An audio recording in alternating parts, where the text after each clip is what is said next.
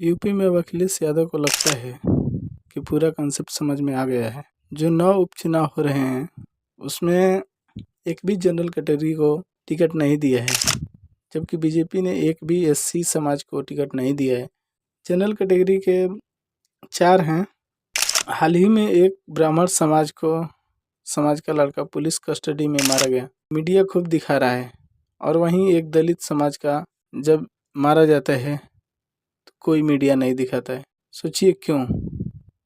आज हम इस पर बात करेंगे। आप बने रहिए हमारे साथ लास्ट तक।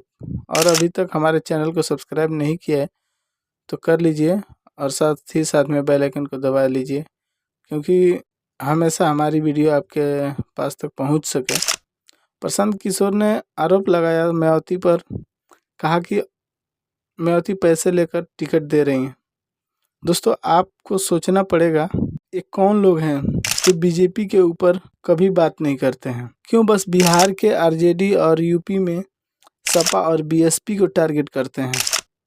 आप याद कीजिए, एक 2022 में पत्रकार आया था, उसका नाम था मनीष कश्यप।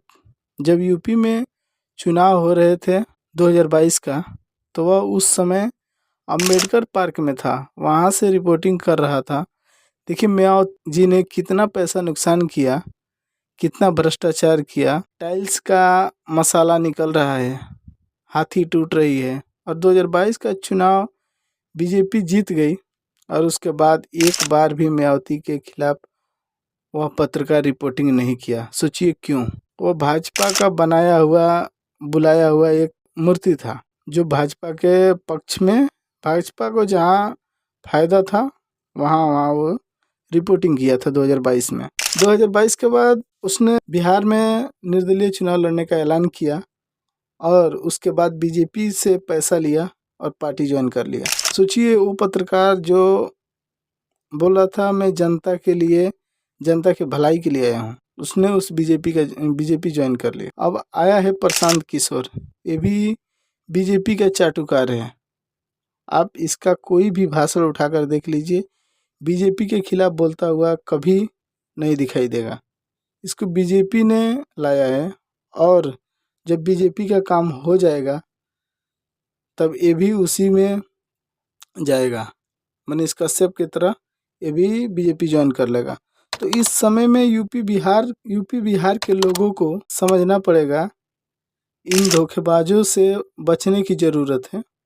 इसके बहकावे में नहीं आना है। तो चलिए अब बात कर लेते हैं अखिलेश यादव का। सपा हो या बीएसपी हो या आरजेडी हो, इन लोगों को अगर बीजेपी से अलग लड़ रहे हैं तो जनरल का वोट मिलना नहीं है। मैं समझता हूँ कि जनरल को टिकट देना बेवकूफ़ी होगी। अगर सपा की बात करें तो सपा ने उपचुनाव में इस बार एक भी टिकट जनरल को नहीं दिया है।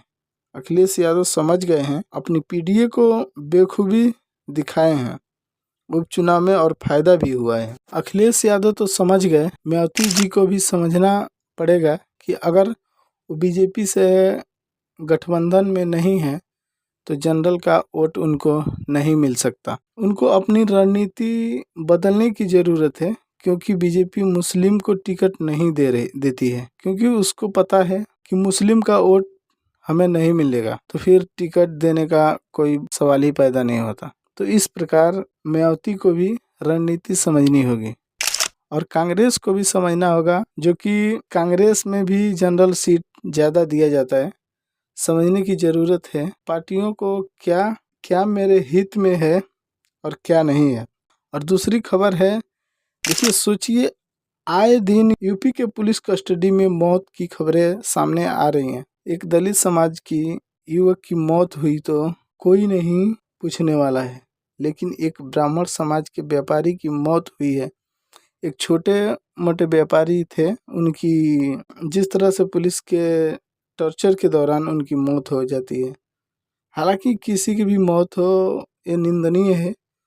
उसके बाद से सोचिए, अखिलेश यादव ने कहा है यूपी के थाने में न्याय नहीं अत्याचार हो रहे हैं। पूरी मीडिया पर खबरें चल रही हैं, पूरा मीडिया सजग है। और वहीं मध्य प्रदेश के रीवा में भैरव मंदिर दर्शन करने गई पति के सामने से 8-10 लोगों ने नवविवाहित दुल्हन को उठा ले गए और उसके साथ सामूहिक बलात्कार किया। दूल्हे को रस्सी के मदद से पेड़ में बांध दिए थे। हालांकि जब वहां 29 की 29 सीट भाजपा थी, राम राज्य था।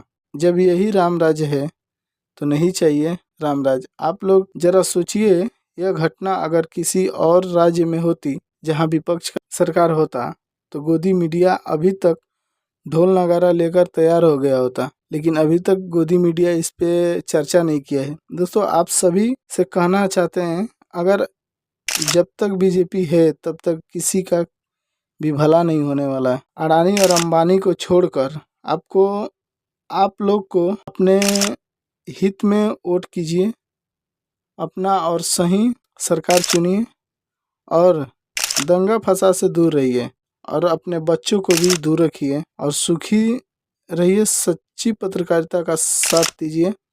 दोस्तों, चैनल को सब्सक्राइब करके बेल आइकन को दबाना न भूलिए। फिर मिलते हैं किसी ऐसे ही अगले वीडियो में। तब तक के लिए धन्यवाद।